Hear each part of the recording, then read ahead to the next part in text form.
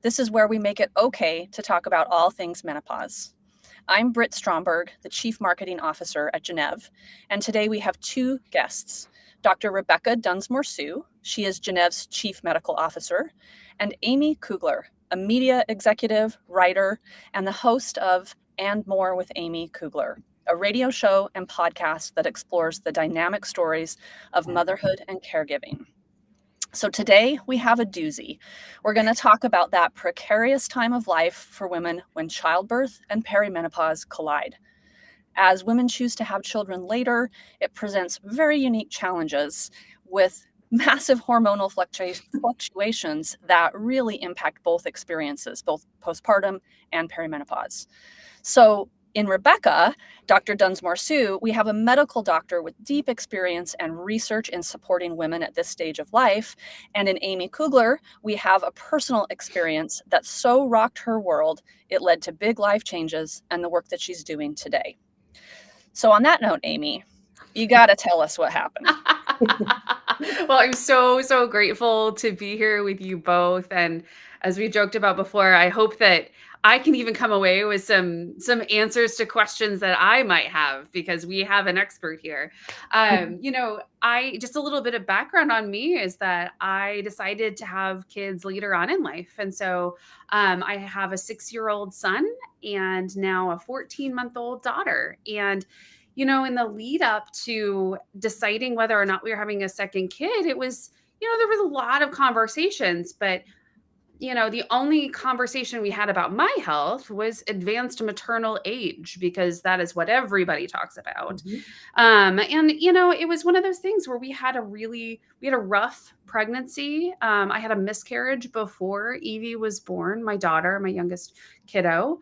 And, a pretty traumatic birth. And I won't go into those details, but what really showed me how my body and my life were changing so dramatically really was last April. So Evie was 8 months at that time. And there was one day when I was in the midst of a lot of, questioning what are we doing here, and keeping her going, and making sure my son's going to school. And I found myself in front of our freezer with the door open and a baby on my hip, and being like, why am I sweating in the middle of April?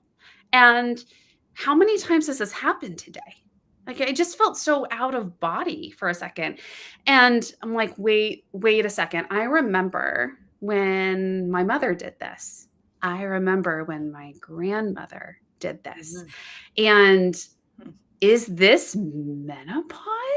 Because again, this is not something that we had talked about at all. And so, it wasn't that I swung into perimenopause. Again, I am 42, and I didn't swing into it that day, but it was a clarifying moment for me to look back and say, oh, you know what?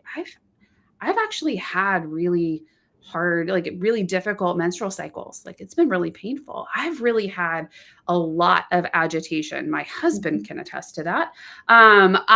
We had trouble getting pregnant. There were lots of different signs and symptoms and I just truly didn't know where to turn for help. So baby on hip, freezer door open. I did the 3 things I knew what to do. One was to make an appointment with my primary care physician, who was amazing. Second was to call my OB. And the third was to text my mother and be like, when did you start this? Like, what did this look like for you? And she texted right back and said, honey, I had a hysterectomy when I was around 45, but I started feeling perimenopause symptoms at 35. And I was like, what?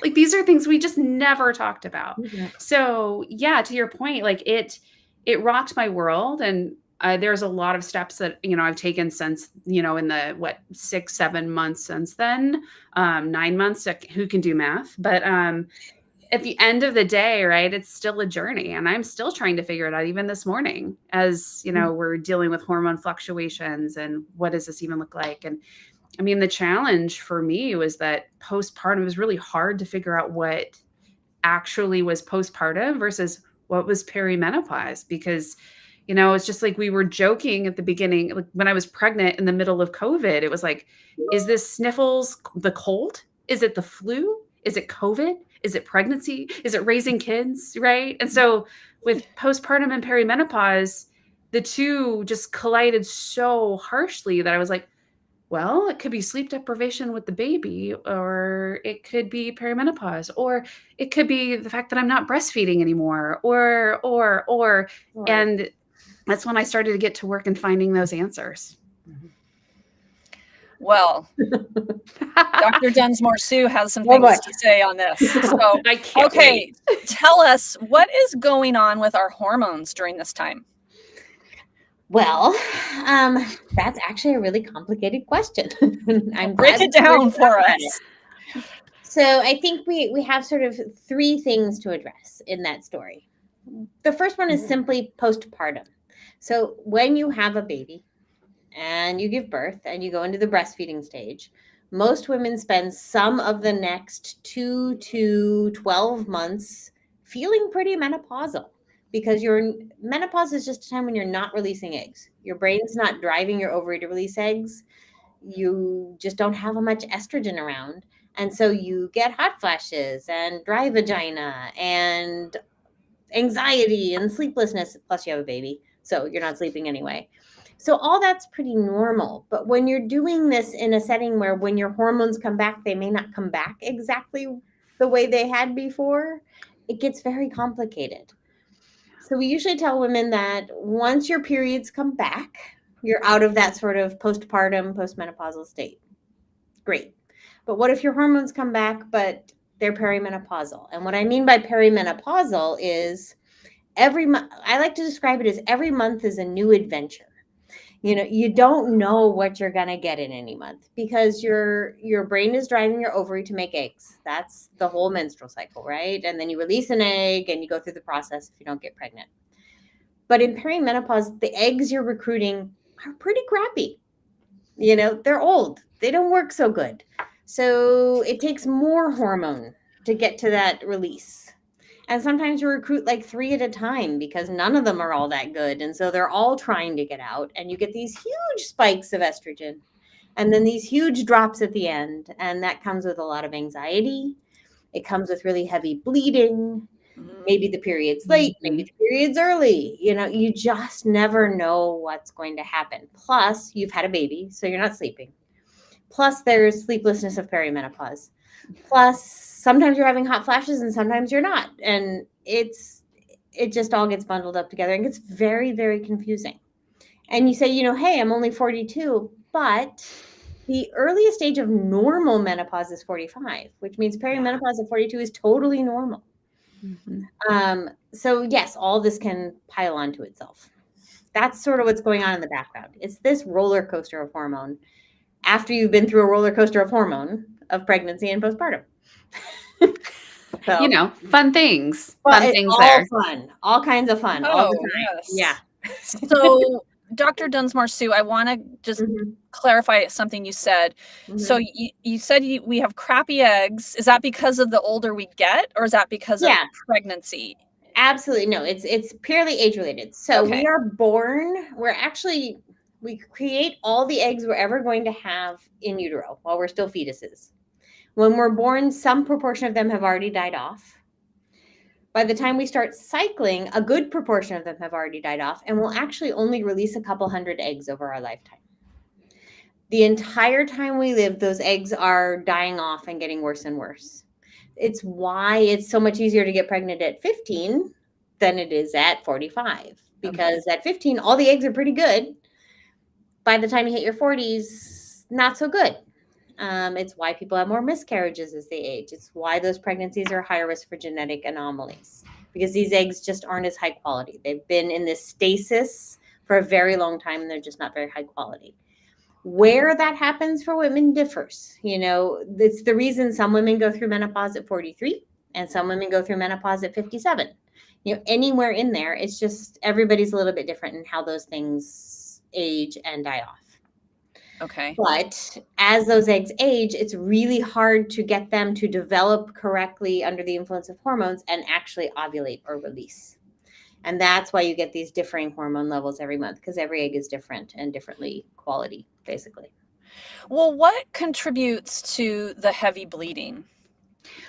So that's the high hormone level. So when you have these eggs that aren't functioning very well, to get them out, your body makes a lot of estrogen. Mm. And estrogen's message to the uterine lining is to grow, grow, grow. Once you release an egg, you start to make progesterone, which tells the uterine lining to stop growing. But if you've gotten this huge spike of estrogen, you've made a lot of lining by that point. Oh, okay. And then when you don't get pregnant and your progesterone falls, all that lining has to shed. And you get, we call it in the business, so to speak, we call it flooding. Yeah. And it feels like flooding. Yes. Literally accurate. Yes, it is literally accurate. Other things can contribute to that. So if people have fibroids, which are balls of muscle in the uterus, or polyps, that can make it worse. But the other thing we see is because you have these periods of lots of estrogen, and especially as you get further in perimenopause, sometimes those high estrogen states last for several weeks or months. Like when your periods are only coming every 3 to 4 months, all that time you're spending with estrogen and no progesterone, you can actually overgrow into precancer or cancer. So it's actually a really important thing to keep track of. If you're having these really wildly irregular cycles and a lot of regular bleeding, we actually need to assess that. Okay. That's really helpful. Mm-hmm. Amy, did you have, in addition to the hot flashes that took you to that freezer door, did you have anxiety or any postpartum depression? Oh yeah. And it's something that I was very aware of because I had postpartum depression and then postpartum anxiety with my son that extended quite a long time. So we knew walking into this that actually in perinatal depression as well. So we knew the signs and the symptoms to watch out for. But yes, the postpartum depression this time around was less but still very frequent. And my daughter came 3 weeks early too. And so she was a NICU baby in the part of that. So let's add in some anxiety there as well. And that was the first thing that, when I did go see my primary care physician and we walked through, she knows my history, now knows, my family's history as well. My mother saying, actually 35 was the year we started. So we took all of those things into consideration and she actually adjusted my medication accordingly based on some of the research that she had seen with antidepressants versus anti-anxiety, and just really working on the symptoms there, which has helped tremendously. But man, to think about all of these changes, right? Especially within the mental health issue, and then being like, am I going crazy? Like, which crazy is it at this point? Imagine how many times people ask me that. I bet. Am I going crazy? Because our brains do really well with predictability, right? Mhm. They love a predictable hormonal cycle. And you get to perimenopause and it is all over the place, and anxiety spikes and depression spikes. And people who tend towards what we consider like reproductive depression. So whether that be postpartum depression, whether that's menstrual related depression, so PMS or premenstrual dysphoric disorder, that just gets worse and worse through the perimenopausal transition when your brain cannot predict month to month what it's going to look like on this roller coaster. And so treating that is critical. This is actually, and this is really important to me, this is a time of actually increased suicide for women. The time women are most likely to commit suicide is perimenopause. Because their brains there's so much going on and we feel like we should be able to cope and we don't ask for help.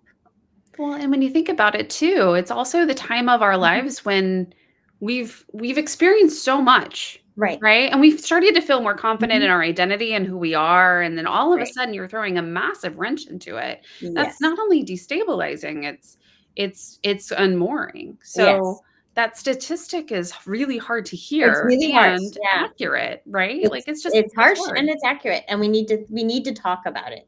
Absolutely. Because if I can go out there and say to women, yes, this is happening, but there is help for this. We can even out the hormones in your brain, or we can treat with an antidepressant.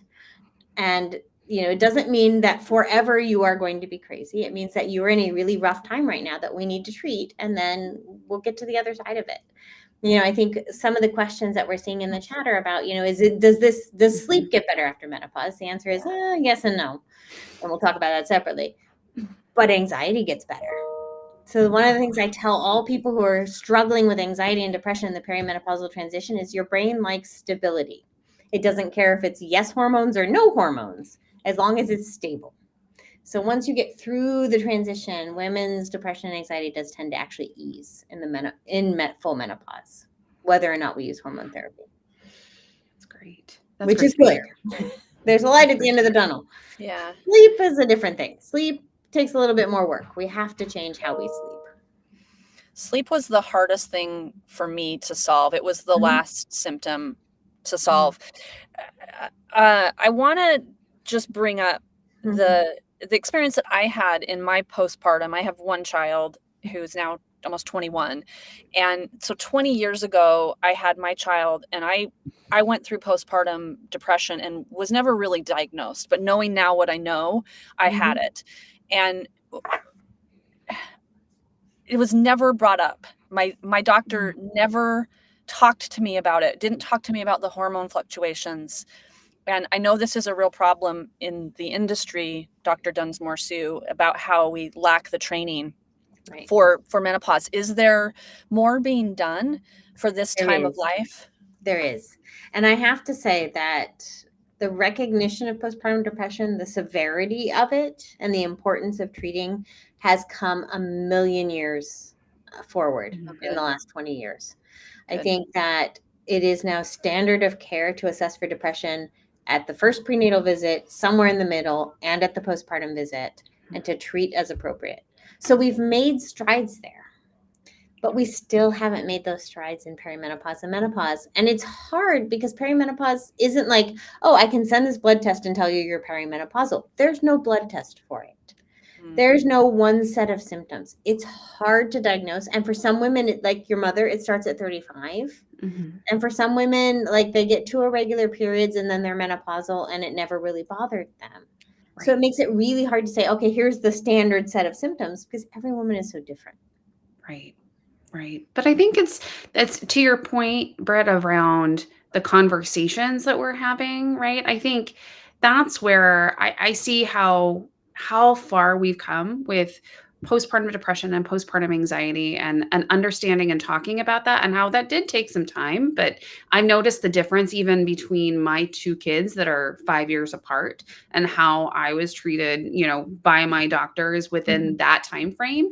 And I feel like with perimenopause and the conversations that we're starting to have even now, and that are really more bubbling up around menopausal care and more research and funding for menopausal care, like that's an encouraging sign of hope that, hopefully when Evie is well into her 20s, I don't have to send her a text that's like, oh, by the way, you might start perimenopause early. We've actually probably had that conversation by then.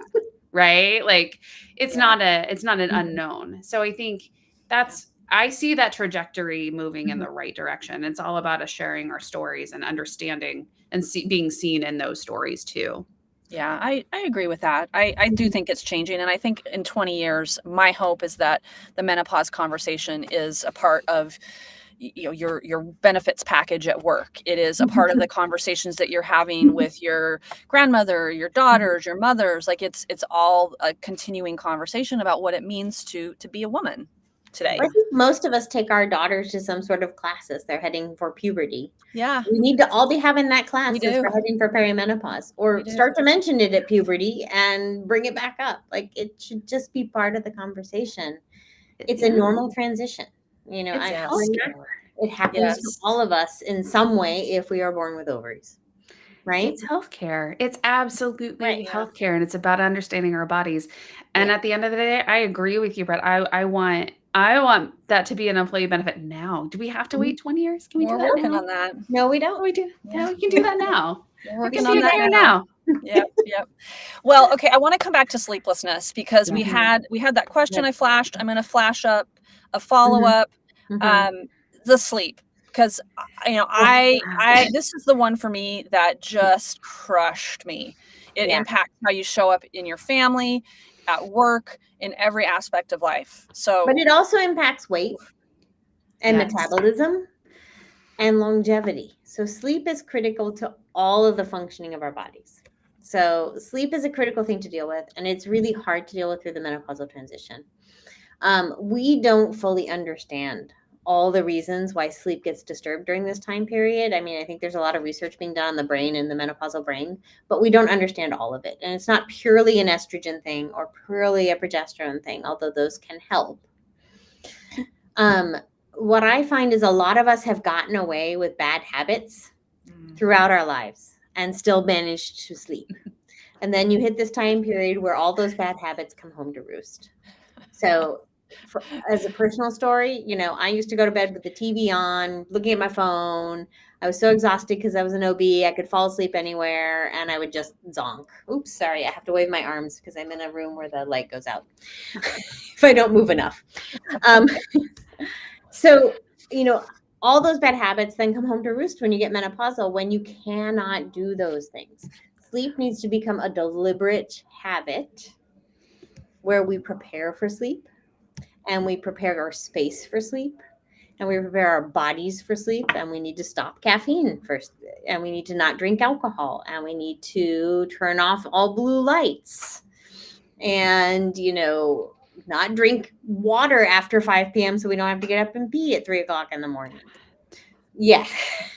All of those things are important, and there'll still be some sleeplessness related to anxiety, which sometimes hormones can help, and sometimes there are really great techniques called cognitive behavioral therapy for insomnia that help immensely with those middle of the night wakings or difficulty getting to sleep. But you have to actually work on it. And I'd love to say that perimenopause sleep is terrible, but then it gets great. No. This is something you have to do for the rest of your life. You have to take the steps to improve your sleep. Some of my patients, I never recommend sleeping pills. So sleeping pills mask a symptom, but they don't give you the quality of sleep you actually need to get. So Benadryl, Ambien, any of those are just a temporary measure. What you need to do is actually change the pattern of your sleep. Some supplements could help slightly. So some people use melatonin, some people use magnesium, which is a slight muscle relaxant. They're not really harmful, but again, the real work is in changing your sleep patterns. It's the hard stuff. It's the hard stuff, and sometimes it's so frustrating as someone who wants to tell women the truth. I wish I could offer you a pill to fix this. I wish I could say, hey, just take this and everything will be okay. I sort of show up with the bad news sometimes. You're going to have to work on this. I mean, we're lucky at Gennev because we have our registered dietitian nutritionist team, and they work on cognitive behavioral therapy for insomnia with people, and they do amazing work. And we can at least offer that solution, but it's sometimes hard work. Yeah. Really hard work. How was the sleeplessness for you, Amy? Ooh. As you see me nodding on all of the things of her saying, it's going to take work. And I'm like, yeah, I know. Yeah. I mean, it's something that I think I'm in the midst of right now too, but for us and for postpartum, that was a bit of the combination of the anxiety, right? That I was working with, and the fact that, Evie now sleeps through the night, knock on wood, everywhere. So that's great. But there are even times too where I will wake up at 2 a.m. and not be able to go back to sleep. And it takes every fiber in my body not to pick up my phone so that I can actually go back to sleep. And that's something that I've been working with, just on more mindfulness pieces. And I agree, like going and checking out with the Gennev nutritionist, like, and working through CBT would be huge. Right. And working on setting that right routine is really, it may sound so simple and it's helped me every time, but that's the hardest part. And honestly, giving up alcohol was the easiest because I was like, I just feel horrible. Like I'm completely not okay. Like I could deal with that, but it's giving up my phone in the middle of the night when I wake up at 2 a.m. Yeah. And, I love our nutritionists, and they do a wonderful job with CBT and CBTI. An easy resource for people to start with is a free app called CBTI Coach. And it's free because the VA generated it to help veterans with PTSD with sleep. but it walks you through some of the techniques, especially for those middle of the night wakings and stuff. It sort of tracks your sleep and then says, try this, try this, try this. And it's a great place to start. And then the coaches really come in and say, okay, well, you've got the basis here, but what things are working for you, what aren't, how do we adjust, how do we do this, that, and the other thing, and that's so helpful. I love that. I love that. And for us, it was honestly a whole bunch of communication with my partner about being like, I love you. You snore. I'm up at 2 a.m. and I'm having a hot flash. So I'm actually going to be there on the couch because that's where I can get the sleep. Like, we could do a whole webinar on sleep divorce. Oh, yes. We should. We should. Yes. Because man. Oh, I think we all just hit a nerve right there. Yeah. All of us were like, I didn't even know there was a term, sleep divorce. Yep, So we I'm call it writing divorce. writing that down. Couples who stop sleeping in the same room. Oh yeah. At a certain point in their relationship, because one or the other snores or is up or this, that, or the other thing, and it's just like, this is too much. Yeah, sleep is precious. We have to have it. And if you're postpartum, you got to take whatever you can get. And for me, it was like, I'm just going to sleep in the middle of the day. I'm going to restructure my day so I can take naps. That's just, but I had the privilege to be able to do that. And not everyone does. So. No. Well, Amy, what did this time period spark in you? Like, you've started new things after postpartum, perimenopause. Like, tell us more about what you're up to and your podcast.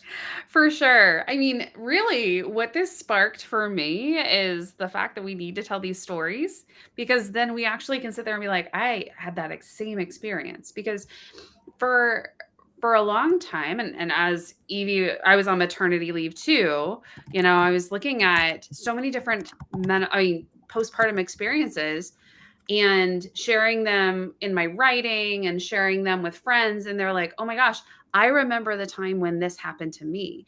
And it made me realize that, frankly, there are so many stories that we just push down to get through the day, right? Like, we know, like, there's a childhood, you know, like a child who needs X, Y, and Z, and you just don't have the patience to deal with it, or you're dealing with health issues, or all of it. And so it led me to launch Beam as like a content and platform for moms and caregivers to share their stories, because I've, you know, in my 2 decades of work in communications and public policy, that is how we move the needle, is we share stories, we help others feel seen and understood and belonging, but then that has an exponential power to grow and change. And so that's why we started the podcast, and we've got more coming out, more content from podcasts to video series to in-person events with Beam. And the podcast and more is just thinking about the many ways and roles and hats we wear in our roles as moms and caregivers and shuttlers and counselors and more. And it was an honor to have Jill, the CEO of Gennev. I had Jill on to talk a little bit about how she, you know, really started and founded the company and her goal and her mission. And it's been fun to talk to both, you know, game changers like her, but also like everyone, because everyone's story matters and we need to be sharing them. So that's what it sparked. And poor little Evie and my son Brendan are like, all right, mom's talking again. It's great. It's great. Well, if you really want to embarrass them, let me tell you, we should do a whole nother one of these on if postpartum and perimenopause and sexuality collide. Oh, boy. Let's. Those are like postpartum and perimenopause are the 2 times when libido just goes haywire. Yep, exactly. Exactly. I love it. Let's do it, because I am all about adding to the therapy fund that they will need as they grow up. Exactly. As my kid. Yeah, you know, you haven't done a good job unless they really need therapy. Exactly. So let's go for it. I am down. Oh, Amy. Well, thank you so much, you two, Amy Kugler and Dr. Rebecca Dunsmoor-Su. I just want to remind you that Gennev is here to help. So go to gennev.com. I'll drop that into the chat and get the relief that you need. You can get an appointment with one of our doctors or our registered dietitian nutritionists. I always mess that up. You can get appointments with them in less than a week. So don't suffer alone. get some support. We also have a Facebook community where there are over 8,000 women supporting each other, sharing stories. That is Menopause Solutions by Gennev over on Facebook. So thank you for your time today. Thank you to the two of you. It has been lovely. And there we go. I'm going to drop these links real quick in here just in case. There's the Facebook group. And oops, sorry, I can't do two things at once. Here's the other one. There's Facebook. All right, awkward moment. All right, we got those in there. Thank you to all of our listeners. Have a wonderful rest of your day. Thanks so much. Thanks all. Take care.